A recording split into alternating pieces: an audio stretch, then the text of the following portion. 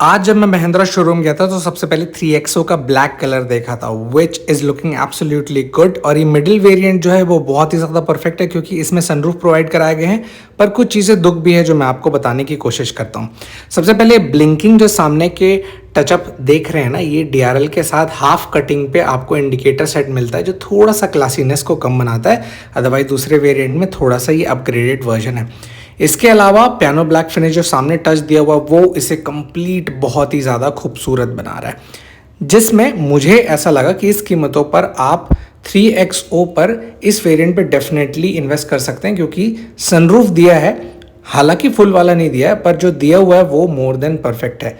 इसके अलावा जैसे क्लोज शॉट में मैं पास से दिखाऊं तो ये वाला भाग जो देख रहे हैं ये पूरा बॉडी कलर में मिलेगा और नीचे वाला भाग बॉडी कलर में नहीं दिया हुआ है। और एक दुख की बात यह है कि आपको ऐसे कुछ कवर मिल जाते हैं, बट इसमें एक जो मुझे मेजर ड्रॉबैक लगा कि इस वेरिएंट में भी आपको जॉइनिंग बैकलाइट नहीं दिया हुआ है, दे देना था। अब व्लॉग के तौर पे दूसरी भी चीज़ें मैं आपको गाड़ी दिखाता हूँ। आज मैं थोड़ा सा एक आपको ऐसे गाड़ी से वाकिफ़ करवाता हूँ जो ऑफ बीट भी है पर लोगों को पसंद भी आ रहा है, और वो है महिंद्रा बोलेरो नियो प्लस। गजब सा इंजन जो बढ़ा है और इस पावर के हिसाब से 9 लोग को ईजिली ये कवर अप कर ले। फिलहाल अभी जो सामने आप देख रहे हैं ये है बेस मॉडल जो P4 वेरिएंट के नाम से जाना जाता है। इसके अलावा आता है P10 वेरिएंट जो मैं आपको कुछ देर में भी बताने वाला हूँ। ये डिलीवरी होने वाली थी, अब डिलीवरी हो रही है तो मन में सवाल उठता है कि ये कितने का पड़ा। तो मेरे सिटी में गई थी ये 13,67,000 की। तो 1367 के हिसाब से क्या क्या चीज़ इसमें मिसिंग है पहले इसे देख लीजिए, मैं फिर बाकी का डिटेल बता दूंगा। व्हील इसमें प्रोवाइड नहीं कराए गए, मतलब अलॉय व्हील आपको नहीं दिया जाएगा। तो ये जो दिख रहा है ये सिंपल व्हील कैप है। इसके अलावा बॉडी कलर पे आप देखिएगा मिरर्स ना देते हुए सिंपल इनपुट पे ब्लैक दिया हुआ है। सामने पूरी तरीके से क्रोम मिसिंग है, सिर्फ इसका जो महिंद्रा का लोगो है वो मिल जाता है। उसके अलावा हेडलैम्प्स में फ़र्क ना करते हुए सिंपल वही इनपुट रखा गया है। फॉग लैम्प्स इसमें मिसिंग है क्योंकि ऑफ कोर्स बेस मॉडल है। इंटीरियर पे ये स्क्रीन जो बीच में देख रहे हैं वो चीज़ मिसिंग हो जाएगा, ये खाली रहेगा, आप अपने हिसाब से इनपुट करवा लीजिएगा। वहीं पर P10 वेरिएंट अगर आप लेते हैं तो वो सुविधा आपके लिए प्रोवाइड कर दिया गया है। अब मैं नॉर्मल वे में समझाता हूँ कि किस इंसान को लेना चाहिए, क्योंकि ताकि आप डिसीजन मेकिंग के लिए थोड़ा सा आसानी पड़ सके।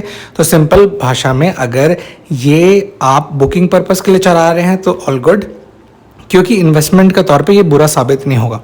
कई बार बुकिंग ऐसी होती है जिसमें 7 सीटर से ऊपर की व्यवस्था उनके द्वारा चाहिए होती है, तो आप इत्मीनान से एक बार में उसे 9 सीटर प्रोवाइड करा सकते हैं। नॉर्मल बुकिंग के हिसाब से जो ये बेनिफिशियल डेफिनेटली होने वाला है, क्योंकि सिंपल सी बात है कि 7 सीटर पे जितना बुकिंग प्राइस आप लेते थे अब 9 सीटर के इनपुट पे आप ले सकते हैं। और एक प्लस पॉइंट ये है कि ये फैमिली के हिसाब से उतनी बुरी गाड़ी भी नहीं दिखती। कोई भी एक बुकिंग गाड़ी देख लीजिए जो सिंपल 7 सीटर के हिसाब से काउंट होता है, वो थोड़ा सा ऑफ बीट रहता है, जैसे बोलेरो वगैरह सिंपल, पर वहीं पर ये थोड़ा सा अप टोन में। अब वहीं पर अगर आप स्कॉर्पियो से कंपेयर करेंगे कि अरे नहीं यार स्कॉर्पियो तो ज़्यादा बेहतर है, उसे बुकिंग पे लगा लेंगे, तो 7 सीटर के हिसाब से पहले भी पहला डिमांड वही रहता। तो मैं एक कंक्लूजन के तौर पर आपको बता दे रहा हूँ, एक 9 सीटर प्रोफाउंड चाहिए तो आप ये डेफिनेटली चूज़ कर लीजिए क्योंकि बुकिंग के लिए एक बेस्ट है, साथ ही साथ फैमिली यूज़ भी हो जाएगा। अगर आप 7 सीटर लेना तो डेफिनेटली महिंद्रा के इन टच पे आप स्कॉर्पियो एन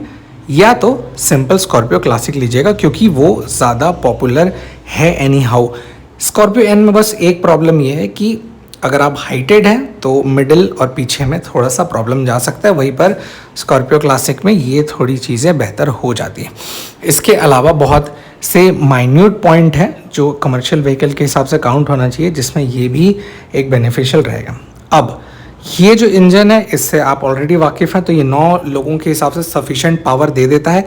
वहीं पर दूसरा अगर कंक्लूडिव पॉइंट मैं लूँ कि इंजन के अलावा मुझे और इसमें इन्वेस्टमेंट के लिए क्या फ़ायदेमंद होगा, तो मैं अभी P4 वेरिएंट जो ओनर लिए हैं उसका एक ठू डिटेल मैं बता देता हूँ। उनका मेन प्रायोरिटी ये था कि उनके पास गाड़ी की कमी थी एक SUV में, तो ये थोड़ा साइज़ बड़ा है, तो वो साइज़ बड़े के कारण वो तुरंत डन कर दिए थे। और 9 सीटर है तो वो ये बोल रहे थे कि कभी कभार हमारे यहाँ बड़ी फैमिली है तो जाने के लिए बहुत ही ज़्यादा बहुलियत उनके लिए साबित होगा, हर पैमाने में एक सहूलियत का काम करेगा, इसीलिए उन्होंने ये डन किया था। आप अपने फैमिली कंडीशन के हिसाब से डिसाइड कर लीजिएगा। अगर 4-5 लोग हैं तो आई थिंक ये एक वेस्ट ऑफ द डिसीजन होगा। इसी रेट पे आपको बहुत ही अच्छा पावरफुल कंट्रोलिंग जैसा भी आपको स्कॉर्पियो एन मिल जाएगा। और अगर आप कम छोटे में साबित करना चाहते हो 3XO is also a good one. Concluding to all point, ये एक बार इसका टॉप मॉडल का मैं पूरा डिटेल अब दिखाता हूँ। जैसे ही मैं यार्ड में पहुँचा तो मुझे एक गज़ब से गाड़ी दिख रही है। दोस्त के तरफ से आवाज़ आ रहा था कि यार थोड़ा सा रेंज रोवर टच फील आ रहा है, पर वो नहीं है। ये सिंपल इनपुट है बोलेरो नियो प्लस। अब देखिए इसकी पूरी डिटेल्स मैं क्विक में बताने वाला हूँ। अगर आप इसका आराम से लॉन्ग रिव्यू देखना चाहते हैं तो ऑलरेडी मैंने वो चैनल पर डाल दिया, आप देख लीजिएगा। तो फिलहाल अगर लमसम के साथ शुरुआत करूँ तो कुछ ये लेंथ यहाँ तक था, जिसमें अब 9 सीटर होने की वजह से यहाँ तक वो बढ़ गया। ठीक, पहला इनपुट। चाबी अब कैसा है तो वही सेम इनपुट के साथ जो चाबियाँ मिलती थी, ऐसा कोई स्पेशल चेंजेस नहीं है। बट मेन जो खेल है वो इसका बता देता हूँ। P4 के कंपेयर पे ये वाला जो भाग आप देख रहे हैं ना, यहाँ पर आपको एक अच्छे इनपुट के साथ अलॉय का सेटअप मिलता है, अपोलो के टायर्स मिलते हैं, और सेक्शन में बोलूँ तो 215/70 R16 इंच के मिल जाते हैं। सामने ये रहा कुछ क्रोम इनपुट, जो कि एक पैमाने में बहुत ज़्यादा ज़रूरी था। सिंपल हेलोजन के सेटअप मिलते हैं, bulb pattern indicator, body colour mirror, पर टॉप मॉडल में भी आपको बॉडी कलर डोर्स नहीं मिलेगा। अब इसका लॉजिक मैं आपको समझाता हूँ। इसमें आप नोटिस करिएगा ये जो डिज़ाइन है ना, ये लहर होके वो जा रहा है एंडिंग तक। बाय चांस अगर इसमें बॉडी कलर देते तो ये वाइट के साथ मैचिंग नहीं लगता। पर फिर भी मेरा एक सजेशन है कि अपग्रेडेशन के तौर पे अगर कुछ रहेगा तो इसमें शायद पियानो ब्लैक टेनिस टच वाला ही कोई अगर आता है तो आप लगवा लीजिएगा, वो भी ज़्यादा बेहतर साबित हो। पर ये ब्लैक है, ये ऑफ बीट ब्लैक है, उसमें अगर ये पियानो ब्लैक रहेगा तो ऑफकोर्स वो थोड़ा सा खटकेगा। तो नोटिस कर लीजिएगा, जो भी आपका फैसला होगा। अदरवाइज़ वो डिज़ाइन कंडीशन ठीक लग रहा है। तो बहुत सारे लोग का जो कन्फ्यूजन था कि डोर हैंडल्स को बॉडी कलर में क्यों नहीं दे रहे हैं, तो ये था कुछ रीज़न। अब सेंटर में महिंद्रा का लोगो, इसके अलावा लेफ़्ट साइड कंट्रोलिंग के लिए जैसा आप देख रहे होंगे ना, तो यहाँ पर चीज़ें दी हुई हैं। चालू जैसे मैं करूँ गाड़ी को तो MID चालू होगा, बोलेरो लिखाएगा, नियो लिखाएगा। अब मैं बताता हूँ यहाँ स्क्रीन का कितना टाइमिंग है, तो नोट करते रहिएगा। सबसे पहले महिंद्रा, उसके बाद एंड्रॉयड। अब काउंट करिएगा कितना सेकंड, थोड़ा सा बोरिंग लगेगा बट डू इट, क्योंकि मैं बता सकता हूँ कि एंड्रॉयड स्लो है कि फास्टर या और बेहतर हो सकता है। तो ये अभी चल ही रहा है, ठीक। अभी तक ये ऑन नहीं हुआ है और MID पूरी तरीके से ऑन होकर फिट हो गया है और फाइनली अब ये डिस्प्ले पे आ गया। तो इतना सेकंड ये थोड़ा चलता है, मतलब एंड्रॉयड का थोड़ा सा लोअर वर्जन है टॉप मॉडल में। पर आप बेस मॉडल लेते हो अपने हिसाब से इत्मीनान से जो अपडेटेड एंड्रॉयड है वो लगवा सकते हैं। बट फिर भी अगर आप P10 लेते हैं तो आपको ये मिल जाएगा, ये बताना मेरा फ़र्ज़ था। उसके अलावा यहाँ पर देख रहे होंगे तो मल्टी कलर्स ना देते हुए डुअल कलर को चूज़ किया गया है। पर एक और एक इनपुट है, मैं आपको बताता हूँ। ये ऑफ बीट ब्लैक है, ये समझ लीजिए दूसरा स्किन कलर। यहाँ पर देखिएगा पियानो ब्लैक टच है, ये सिल्वरिश इनपुट है जी, ये बहुत इंपॉर्टेंट चीज़ है। और यहाँ भी क्रोम टच दिया हुआ है, वही एज इट इज़ आपको इस साइड भी वैसे ही मिल जाता है। तो इस कैलकुलेशन के हिसाब से नीचे कंट्रोलिंग्स के लिए कुछ इस प्रकार के इनपुट दिए हुए हैं, और वहीं पर सीट तो इस प्रकार का टेक्सचर डिज़ाइन जो ऑफकोर्स टॉप मॉडल के हिसाब से थोड़ा डिफरेंस देना था। पर सबसे बेहतर जो मुझे लगा वो मैं बताता हूँ, कुशनिंग बहुत सॉफ्ट है यार, एक पैमाने पे बहुत ही अच्छा इन्वेस्टमेंट होगा। 6 स्पीड गियरबॉक्स के साथ आता है और एक गज़ब इंजन जो दिया हुआ है। अच्छा किया कि बोलेरो नियो के कंपेयर में प्लस में थोड़ा बेहतर दिए। वो क्यों दिए थे वो भी मैं आपको बता देता हूँ। अगर उसे नहीं देते तो 9 लोग का भार वो थोड़ा सा ज़्यादा हो जाता, इसीलिए ये इनपुट उनका ज़रूरी था। फिर जैसे पीछे की तरफ मैं जाऊँ तो यहाँ पर लास्ट में बोलेरो का इनपुट रहेगा टायर के ऊपर स्टेपनी में, वो मैं आपको रख के बता दिया था। 3 लोगों के बैठने के लिए सफिशिएंट जगह है। और पीछे जैसे आप देख रहे होंगे ना, तो यहाँ पर फोल्ड करने के बाद कितना स्पेस रहेगा वो मैं आपको दिखा देता हूँ।